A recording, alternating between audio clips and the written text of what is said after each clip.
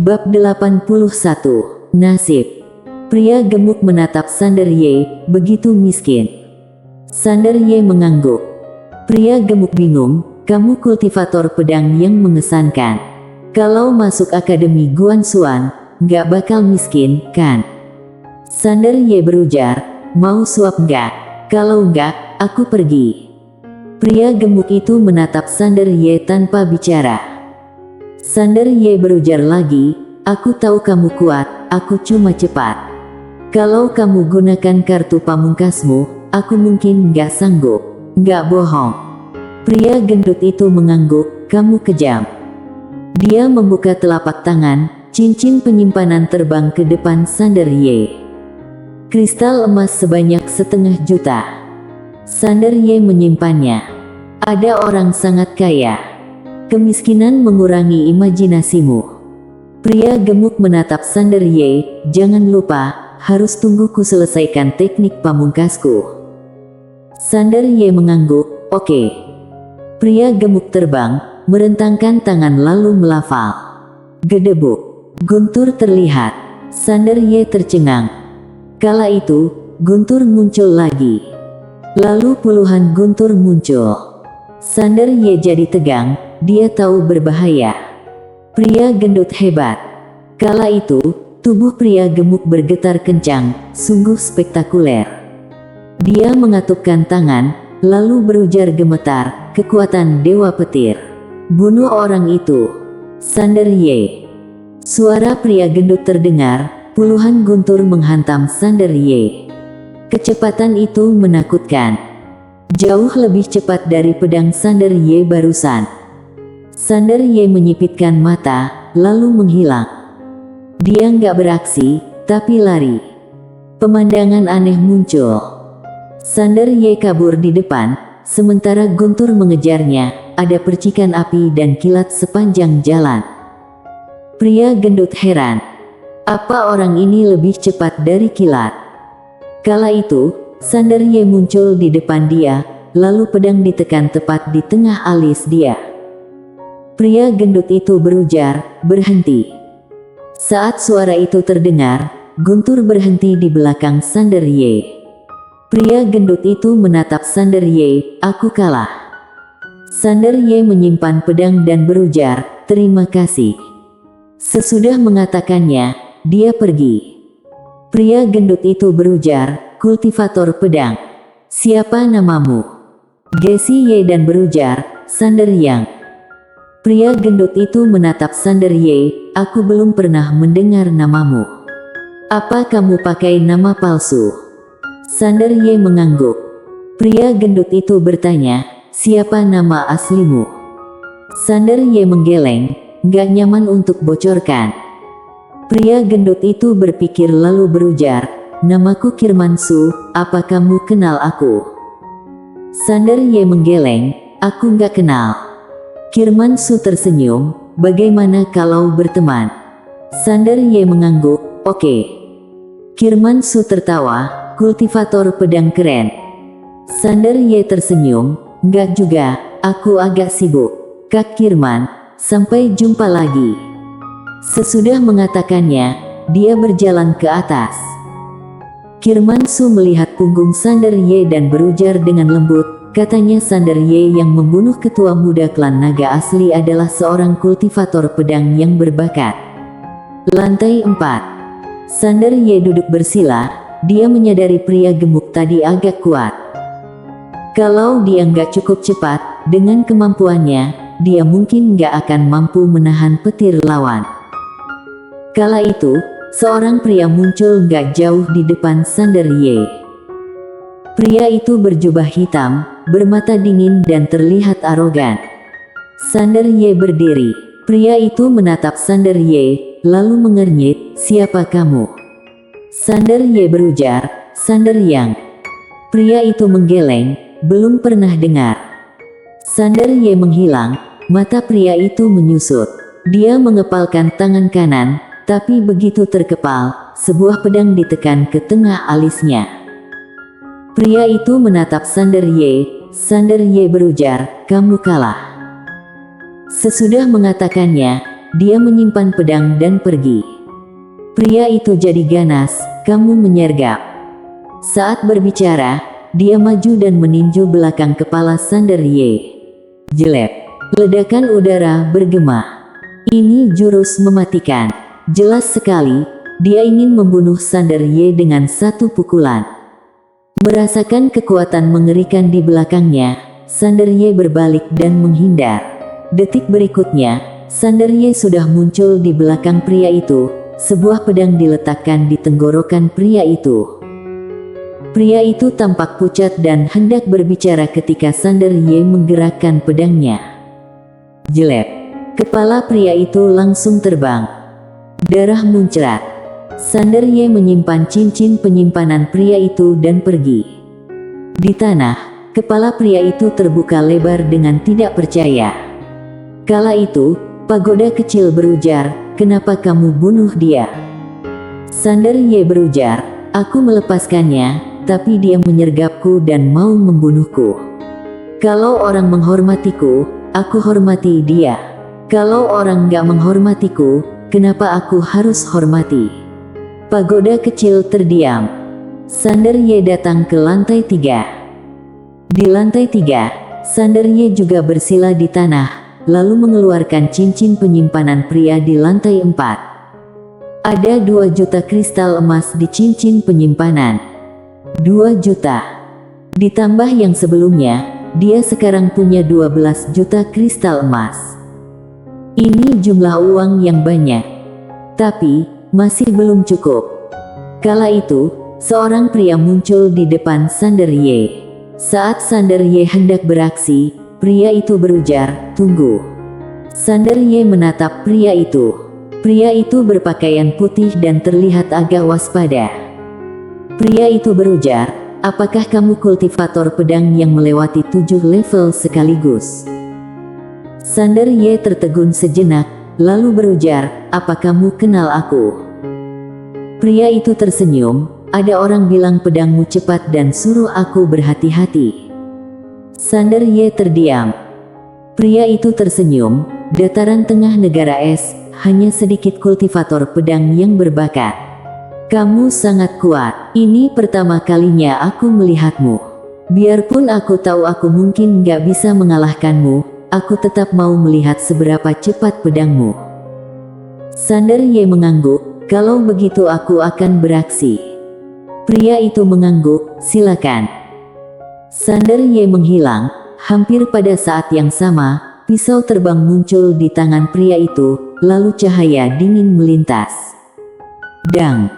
Terdengar suara tajam, sebuah pedang ditekan di antara alis pria itu. Di belakang Sanderye, sebuah pisau terbang baru saja mendarat di tanah. Pria itu menatap Sanderye dengan galau, "Aku kalah." Sanderye menjatuhkan pisau terbang itu dengan satu pedang, lalu pedang berikutnya mengenai tengah alis dia.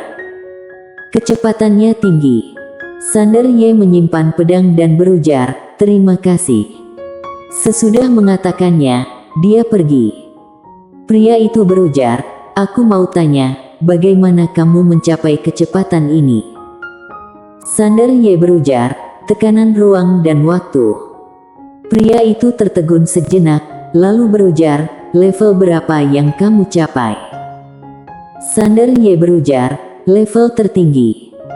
Sesudah mengatakannya, dia menghilang di tangga. Pria itu berpikir keras.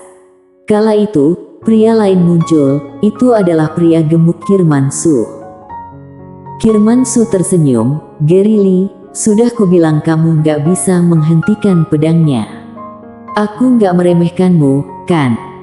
Pria bernama Gary Lee menggeleng, pria ini memang jenius. Dia memang pantas menjadi orang yang bisa menebas mati naga asli. Kirmansu berujar, "Orang ini juga berkarakter bagus. Apa mau rekrut dia ke dalam tim tentara bayaran, gebyar, kita?" Gary Lee berpikir lalu berujar, "Aku rasa nggak masalah, tapi bos harus setuju dulu." Kirmansu mengangguk, "Oke." Gary Lee bertanya, "Apakah kamu pikir dia bisa mengalahkan sang juara pertama?" Sesudah Kirmansu terdiam, dia berujar, coba lihat apa dia punya kekuatan tersembunyi. Kalau enggak, agak ragu. Tapi, orang ini pasti punya kekuatan tersembunyi. Gary Lee berujar, aku pikir tujuannya adalah pertandingan untuk mendapatkan keberuntungan Tao. Mendengar ini, wajah Kirman Su menjadi serius.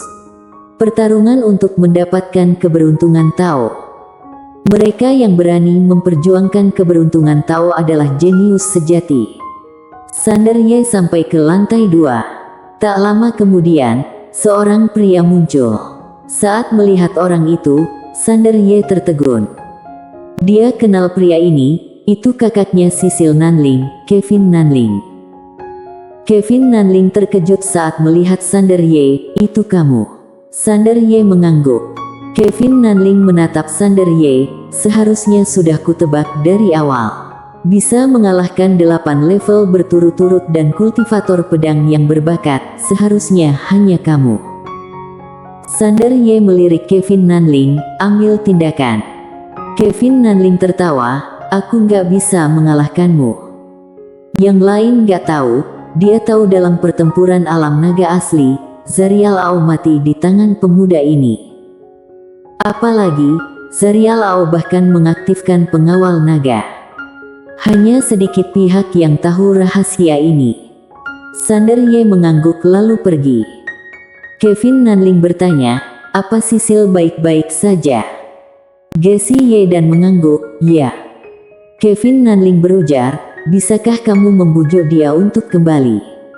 Sander Ye menggeleng, Tuan Muda Nanling, kamu orang baik. Izinkan aku katakan satu hal lagi. Orang yang harus dibujuk kalian bukanlah kakak seperguruanku, tapi ayahmu. Selain itu, kalau dia kembali sekarang, apa yang bisa yang dia peroleh kecuali disindir keluarga Nanling? Kevin Nanling mengangguk, apa yang Kak Sander katakan memang benar, aku yang gak berpikir dengan cermat. Sander Ye mengangguk, dia bahagia sekarang. Sesudah mengatakannya, dia berjalan ke atas. Sesudah Kevin Nanling terdiam lama, dia menggelengkan kepala dan menghembus napas. Sesudah Sander Ye mencapai lantai 1, dia menarik napas, akhirnya mencapai level terakhir. Sander Ye bersila di tanah. Tapi, sesudah menunggu lama, penjaga menara di lantai 1 nggak muncul. Sander Ye mengernyit. Nggak ada siapa-siapa. Setelah sekian lama, seorang lelaki tua muncul di hadapan Sander Ye. Itu lelaki tua itu yang memegang sebatang rokok di luar menara. Orang tua itu melirik Sander Ye, lalu mengambil sebuah token dan melemparkannya pada Sander Ye. Waktunya sudah habis. Dia nggak muncul, itu dianggap sebagai mengundurkan diri. Sekarang kamu juara pertama. Sander Ye terdiam. Dia nggak menyangka akan seperti ini. Orang tua itu berujar, kamu bisa pergi ke lantai terakhir untuk mencoba keberuntunganmu. Ingat, kamu hanya bisa tinggal selama 2 jam. Lantai terakhir. Sander Ye menyimpan token itu, lalu berjalan ke atas. Orang tua itu menatap Sander Ye, entah apa yang dia pikirkan. Sander Ye datang ke lantai terakhir, itu kosong, hanya ada satu lukisan, lukisan Master Pedang Dunia. Sander Ye bersila di depan lukisan itu, lalu berujar dalam hati, Tuan Pagoda, apa Master Pedang Dunia akan muncul? Tuan Pagoda nggak berujar. Sander Ye tercengang, Tuan Pagoda masih nggak berujar. Sander Ye berujar, Tuan Pagoda, tolong katakan sesuatu. Masih nggak ada tanggapan. Wajah Sander Ye menjadi muram. Sander Ye duduk selama 2 jam. Melihat masih nggak ada gerakan di lapangan, dia menghembus napas pelan, bangun dan pergi.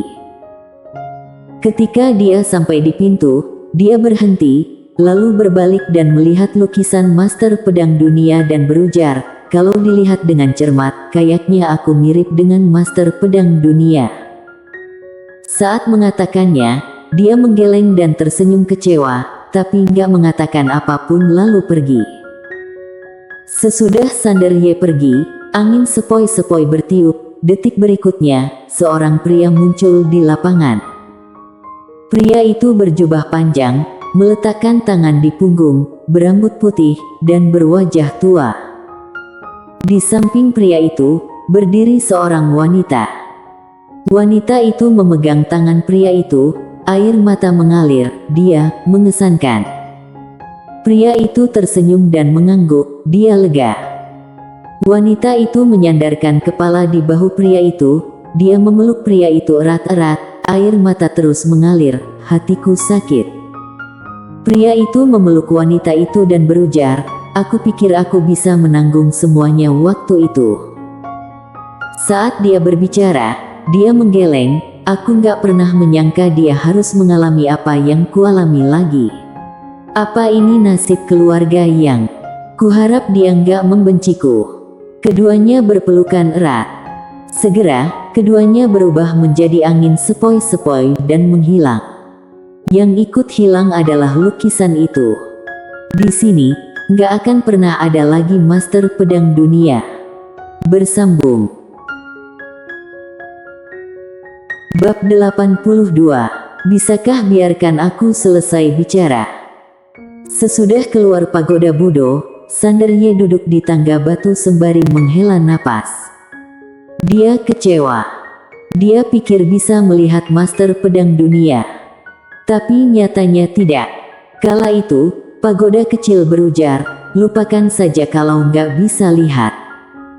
Mendengar ini, Sander Ye berdiri, Tuan Pagoda, kenapa kamu nggak bicara tadi? Pagoda kecil berujar sesudah terdiam, ada master hebat, gak leluasa aku bicara. Sander Ye tertegun, lalu melihat sekeliling dengan terkejut, Tuan Pagoda, master hebat. Pagoda kecil berujar, ya. Sander Ye masih ingin bertanya, pria gemuk Kirman Su dan Gary Lee muncul. Keduanya berjalan ke arah Sander Ye. Kirman Su tersenyum sembari menangkupkan tangan, Kak Sander, selamat sudah jadi juara pertama. Sander Ye menggeleng dan tersenyum, dia nggak datang, jadi aku hanya beruntung. Kirman Su agak bingung, dia nggak datang.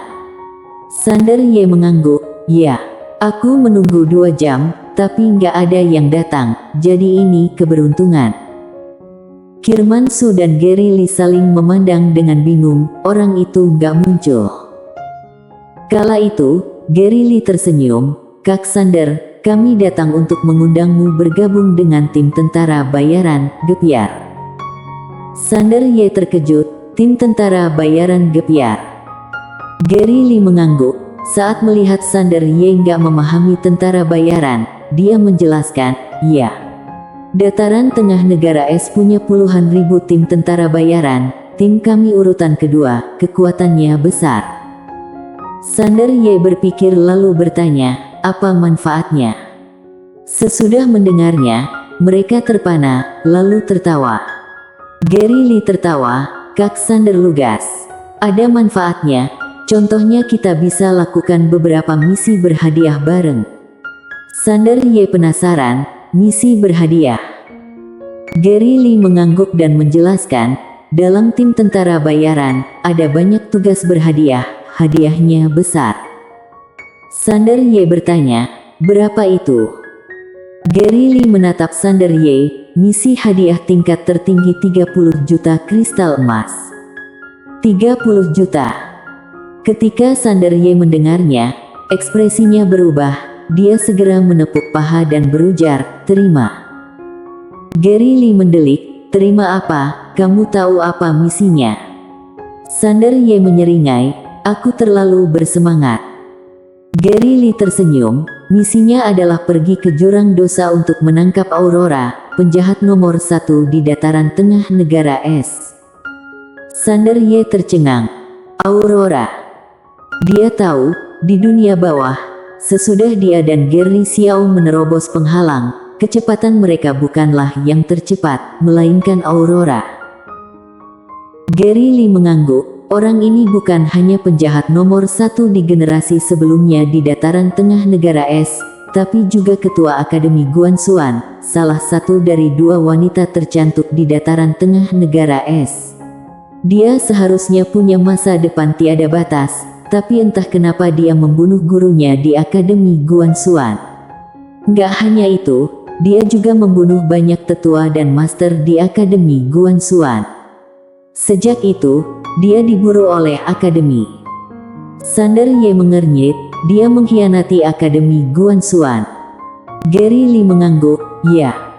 Sander Ye bingung, nggak ada seorang pun di Akademi yang mampu melawannya. Gary Lee menggeleng, dia nggak hanya membunuh gurunya, tapi juga membunuh puluhan tetua. Dia psikopat. Sander Ye bertanya, bagaimana dengan orang dari pusat? Gary Lee berujar, Akademi Pusat juga mengirim orang ke sini waktu itu, tapi dia memasuki jurang dosa. Tempat itu rumit. Sesudah orang-orang dari Akademi Pusat masuk, mereka nggak bisa menemukannya. Apalagi, masalah ini aneh, entah kenapa Akademi Umum nggak mengurus masalah itu lagi, kayaknya sengaja menyembunyikannya. Sesudah itu, Akademi mengeluarkan perintah buronan. Aurora. Sander Ye merenung, kayaknya ada yang mencurigakan.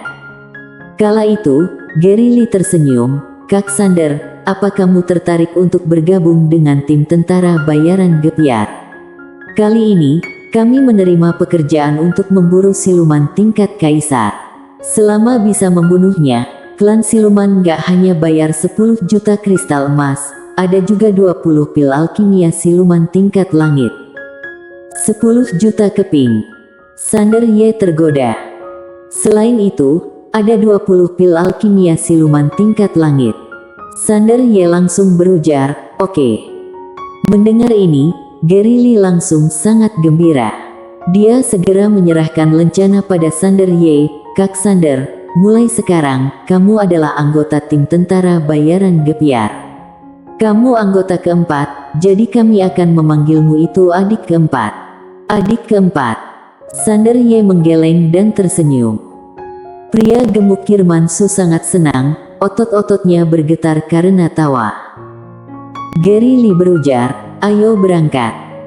Sesudah mengatakannya, dia mengeluarkan sebuah buku dan menghancurkannya. Dalam sekejap, mereka menghilang. Tak lama sesudah ketiganya menghilang, seorang pria paruh baya muncul. Laki-laki paruh baya itu mengenakan jubah mewah, rambut di sekitar telinganya beruban, dan di sebelahnya ada lelaki tua penjaga pagoda yang memegang rokok. Pria paruh baya itu berujar, pantas saja Ketua Gesi menghargai orang ini. Dia berhasil menembus 10 lantai sekaligus, dia memang jenius. Orang tua penjaga pagoda mengangguk, pedangnya cepat. Akan mudah untuk mengalahkan lawan dengan melompati 2 level. Apalagi, dia nggak pernah menggunakan kekuatan penuh. Pria paruh baya itu berujar, 2 generasi pertama dekan di dataran tengah negara es idiot. Generasi sebelumnya kehilangan Aurora, dan generasi ini kehilangan Sander Ye lagi. Mereka bodoh. Orang tua penjaga pagoda menatap pria paruh baya itu, Dekan Gu, apakah kamu mau rekrut dia? Dekan Gu. Orang ini nggak lain adalah Dekan Akademi Guanxuan Dataran Tengah Negara Es yang baru diangkat, Chandro Gu. Chandro Gu menggeleng dan tersenyum, bagaimana memenangkannya? Tahu kenapa Ketua Gesi dipindahkan dan kenapa Akademi Pusat memindahkanku kemari? Orang tua itu menggeleng. Chandro Gu berujar, karena aku mewakili keluarga bangsawan. Orang tua itu tercengang. Chandro Gu tersenyum, apakah Ketua Gesi bertemu Tuan Sander Ye sebelum pergi? Orang tua itu mengangguk, ya. Chandro Gu menggeleng dan tersenyum, dia memperingatkanku kalau aku berani membantu keluargaan dan naga langit kuno menangani Sander Ye, dia nggak akan melepaskanku. Orang tua itu menghembus napas. Akademi sudah dimulai perselisihan internal. Chandro Gu berujar, biarpun Ketua Gesi ditindas oleh keluarga bangsawan kali ini, aku nggak mampu menyinggungnya. Jadi, aku datang bukan untuk mencari jasa, tapi untuk nggak berbuat kesalahan. Intinya berlagak bodoh, jangan menyinggung pihak manapun, rukun saja maka semua beres. Orang tua itu berujar, dalam persiangan keberuntungan Tao, akademi kita. Chandrogu merentangkan tangan dan berujar, bersaing apa? Para jenius sudah disinggung oleh kedua dekan sebelumnya. Sekarang hanya meninggalkan kekacauan, apa yang harus kuperjuangkan? Orang tua itu terdiam. Chandrogu menghembus napas, awalnya, Sanderye adalah kandidat terbaik, tapi, sejujurnya, biarpun aku mewakili keluarga bangsawan, aku akui tindakan keluargaan kali ini memang nggak pantas. Itu pertarungan adil, akui saja kalau kalah. Bertindak begitu hanya mempermalukan leluhur keluargaan. Dia menggeleng, klan naga asli sekelompok orang bodoh. Bahkan kalau mau menjilat keluargaan, nggak perlu mempertaruhkan nyawa. Anjing penjilat, jilat hingga nggak punya apapun. Sesudah mengatakannya, dia pergi. Beberapa jam kemudian, Sanderye mengikuti Kirmansu dan yang lain ke hutan belantara. Dia melihat seorang wanita. Wanita itu jangkung, memakai rok panjang ketat, dengan 2 pisau patah di pinggangnya, dan bekas luka di lehernya. Tatapannya setajam pisau. Melihat wanita itu, Kirmansu segera mendekat, lalu menyeringai dan berujar, adik keempat, ku perkenalkan. Ini ketua tim tentara bayaran kita, dia kakak pertama, panggil kakak pertama. Sanderye melirik wanita itu, lalu menangkupkan tangan, halo, Nona. Nona. Kirmansu tertegun, lalu berujar, panggil kakak pertama. Wanita itu menatap Sanderye dan gak berujar apa-apa. Sanderye berpikir sejenak, lalu berujar, dia terlalu muda. Gak baik memanggil kakak pertama. Ekspresi Kirmansu berubah, tapi wanita itu tertawa, muda. Sanderye mengangguk dan berujar, sangat muda. Wanita itu tersenyum, kamu pandai berbicara. Kirmansu tertegun dan menatap Sanderye dengan terperanjat. Astaga, ternyata dia sedang menyanjung.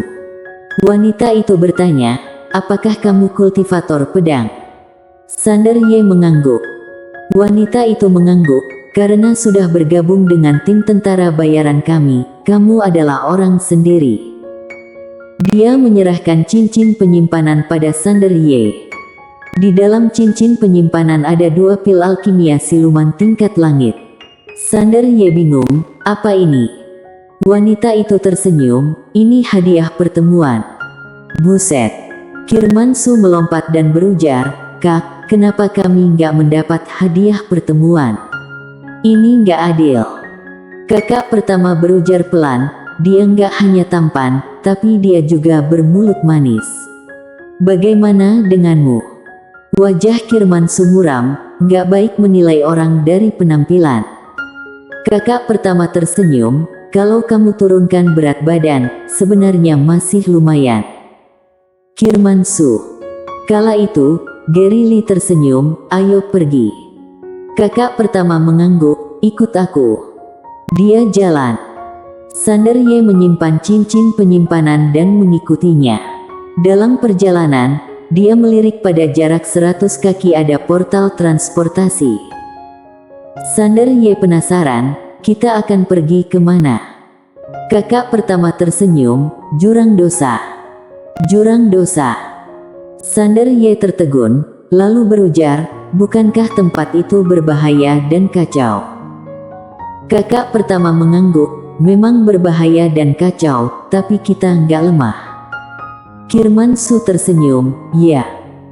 Sanderye mengangguk, lalu bertanya, misi kita kali ini adalah memburu siluman tingkat kaisar.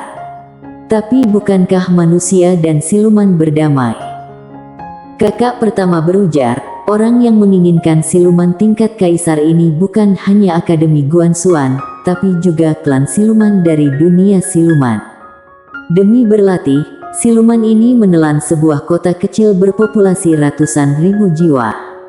Ini membuat marah akademi, jadi meminta klan siluman untuk memberikan penjelasan. Klan siluman mengeluarkan perintah buronan. Tapi, saat dia berbicara, dia menggeleng, baik akademi maupun dunia siluman gak mengirimkan master untuk memburu siluman tingkat kaisar ini. Sander Ye bingung, kenapa? Kakak pertama tersenyum, karena gak ada untungnya. Biarpun ada master di akademi, tapi itu siluman tingkat kaisar yang mengesankan. Mereka sudah terlalu lama hidup nyaman, beraninya mereka memburunya. Adapun dunia siluman, biarpun siluman itu menelan seluruh kota manusia, itu kota manusia, bukan kota siluman, jadi kecil kemungkinan mereka memburu bangsa sendiri. Sander Ye berujar, akademi adalah penjaga ketertiban di dunia. Kakak tertua terkekeh, bagi sekelompok manajer akademi, selama posisi dan kepentingan mereka nggak terpengaruh, mereka nggak akan terlalu peduli dengan kematian jutaan orang, apalagi hanya ratusan ribu. Tapi kalau hal ini diketahui pusat dan pusat meminta pertanggungjawaban mereka dan mengancam posisi mereka, maka Akademi Guanxuan di dataran tengah negara es bisa membunuh siluman tingkat kaisar itu dalam waktu 1 jam. Sander Ye mengangguk, paham. Kakak pertama tersenyum lalu masuk ke portal transmisi. Sander Ye tertiga juga masuk. Portal transmisi menyala, mereka pun menghilang. 1/4 jam kemudian, Sander Ye merasa perjalanan berhenti. Dia membuka mata, cahaya di sekelilingnya redup. Dia mendongak, samar-samar dia melihat sebuah kota kuno. Kakak pertama berujar, itu adalah kota dosa, satu-satunya tempat aman di jurang dosa, tinggal 1 hari senilai 100.000 kristal emas. Mendengar ini, Sander Ye sedih. Sungguh keterlaluan. Metode yang digunakan oleh kalangan atas untuk menghasilkan uang mengerikan. Kakak pertama melihat sekeliling dan berujar, di mana orangnya? Kala itu, seorang pria datang dari kejauhan tiba di depan mereka berempat dalam sekejap mata. Pria itu menatap kakak pertama dan berujar, ayo pergi. Sesudah mengatakannya, dia menjauh ke kejauhan. Kakak pertama berempat segera menyusul. Dalam perjalanan, kakak pertama berujar, ini perantaranya, dia tahu keberadaan siluman tingkat kaisar. Sander Ye mengangguk. Sesudah beberapa saat, pria itu membawa mereka ke sebuah gunung besar. Sesudah melewati hutan lebat, pria itu berhenti. Dia menunjuk ke lembah di kejauhan, siluman itu ada di dalam. Dia terluka parah sebelumnya. Dia sedang memulihkan diri. Kakak pertama menatap pria itu dan berujar, aku akan bayar kamu sesudah aku pastikan. Pria itu mengernyit, kamu harus bayar sekarang. Kakak pertama berujar, kalau dia nggak ada di dalam, bukankah ku bayar sia-sia? Sebelum pria itu berbicara, Sander Ye menarik kakak pertama ke belakangnya. Detik berikutnya, sebuah pedang tertancap di tengah alis pria itu, beraninya kamu berbohong. Pria itu tanpa sadar berujar, bagaimana kamu tahu? Sesudah mengatakannya, ekspresinya berubah drastis dan terdiam. Tapi ekspresi kakak pertama bertiga berubah drastis. Ini jebakan. Sander Ye menatap pria itu, aku hanya mencoba. Pria itu gak marah sesudah ketahuan. Dia tertawa, kamu pintar, tapi saat kamu datang, kematianmu sudah tiba. Tahukah kamu siapa aku? Aku. Sander Ye langsung menusuk. Jelek. Kepala pria itu langsung tertusuk, darah menyembur keluar dari pedang. Sander Ye berujar, siapa kamu? Aku nggak mau tahu. Sembari berujar begitu, dia menyimpan cincin penyimpanan pria itu, lalu melihat ke arah kakak pertama bertiga, mundur. Sesudah mengatakannya, mereka berempat lari. Sander Ye terdiam. Dalam situasi begitu, apa dia masih tertarik untuk mengetahui siapa kamu? Pria itu langsung tumbang, wajahnya terlihat gak percaya. Bisakah kamu membiarkanku selesai bicara? Bersambung.